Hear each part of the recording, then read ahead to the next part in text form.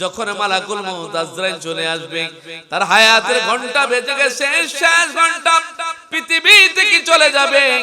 আমার আল্লাহ পাক বলেন তাতানাজ্জালু আলাইহিমুল মালাইকাতু আল্লা তাখাফু ওয়া লা তাহজানু ওয়া আবশিরু বিল জান্নাহ। জোরে বলুন না আল্লাহু আকবার।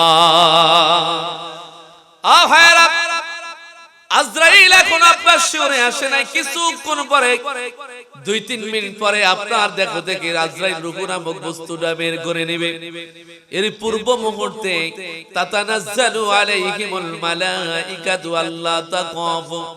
যদি আপনি পাকের নেককার বান্দা হতে পারেন, ওলি আল্লাহ হতে পারেন, আমার আল্লাহ পাক বলেন মৃত্যুর পূর্ব মুহূর্তে তাতানাজ্জালু আলাইহিমুল মালাইকাতু, আমি আল্লাহ পাক আকাশ থেকে রহমতের ফেরেশতা তাদের কাছে পাঠিয়ে দিব।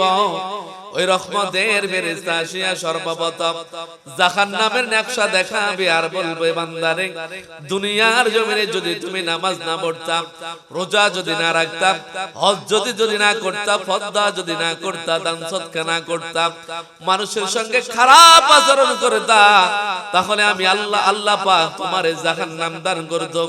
যেহেতু তুমি নামাজ পড়েছো, রোজা রেখেছো, হজ করেছো, যাকাত দিয়েছো, পর্দা করেছো, সুদ খাও নাই, ঘুষ খাও নাই, মানুষের ক্ষতি করি বেড়া নাই, তাহাজ্জুদ গুজারি হয়েছো, এইজন্য আল্লাহ পাক খুশি হইয়া তোমাকে তারে জান্নাতুল ফিরদাউস দান করেছে। জোরে বলুন না সুবহানাল্লাহ।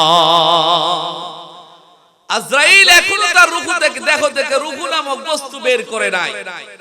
আমার আল্লাহ পাক মৃত্যুর পূর্বে স্পেশাল ফেরেশতা পাঠিয়ে বান্দাকে বলবে, রে বান্দা দেখো আল্লাহ পাক তোমার জন্য এই জান্নাত রেখেছে, মৃত্যুর পরে তুমি এই জান্নাতে প্রবেশ করবা। জোরে বলুন না সুবহানাল্লাহ। ও গড়ি মণ্ডলের ভাইরা, পৃথিবীর জমিনে ওলি তো সবাই হয় না, ওলি তো সবার কপালে ওলি হওয়ার জোটে না। পানের ভাইরা, আব্দুল গনি আমিনী রহমতুল্লাহ আলাইহি তো আল্লাহর বান্দা, রাসূলুল্লাহর উম্মত।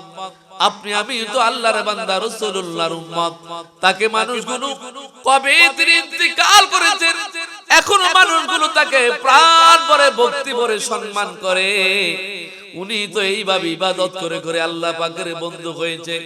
ও ঘড়ি মণ্ডলের ভাইরা, নবী হওয়ার জন্য কিয়ামত পর্যন্ত আমার আল্লাহ প্রতিটি মানুষের দরজা বন্ধ করে রেখেছে, কিন্তু ওলি হওয়ার জন্য সিএনজি ড্রাইভার বলেন, রিকশার ড্রাইভার বলেন, অটো ড্রাইভার বলেন, ট্রাক ড্রাইভার বলেন, সাধারণ মানুষ বলেন, মাদ্রাসার শিক্ষক বলেন, হুজুর বলেন, মুহাদ্দিস বলেন, প্রতিটি মানুষের জন্য আমার আল্লাহ পাক ওলি হওয়ার জন্য কিয়ামত পর্যন্ত দরজা খুলে রেখেছে। জোরে বলুন না সুবহানাল্লাহ।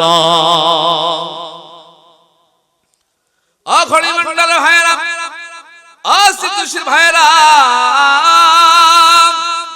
ভালো করে শুনিয়া নেন, ভালো করে বুঝিয়া নেন।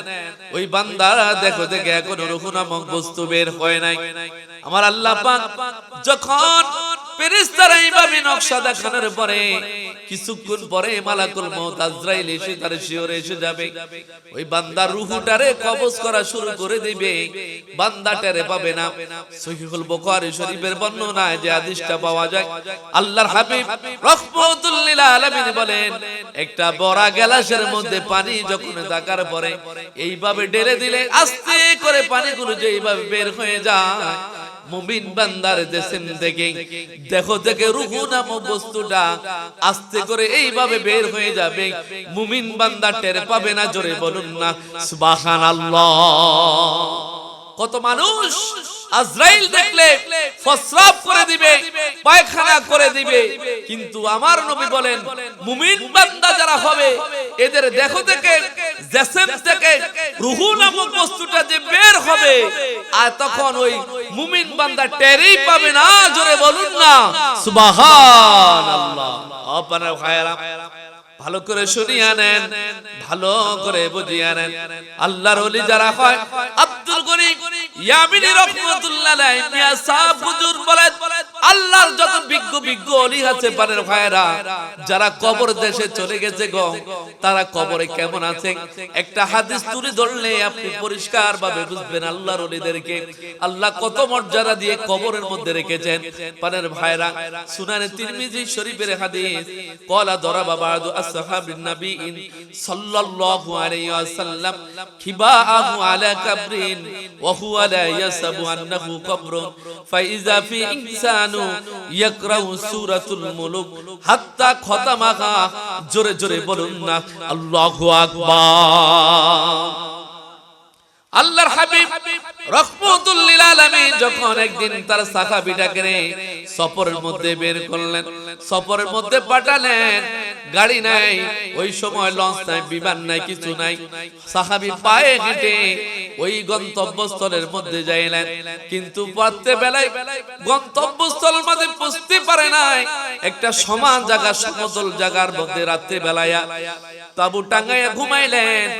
নিশি রজনী যখন হয়ে যায়, তাহাজ্জুদের সময় হয়ে যায়, যখন ওই সাহাবীটার ঘুম জানি কেমন ভাবে যখন ভেঙে যায় গো, ওই সাহাবী শুনতেছে কে জানি মাটির নিচে সূরাতুল মুলুকের শুরু থেকে শেষ পর্যন্ত তেলাওয়াত করতেছে। জোরে বলুন না সুবহানাল্লাহ।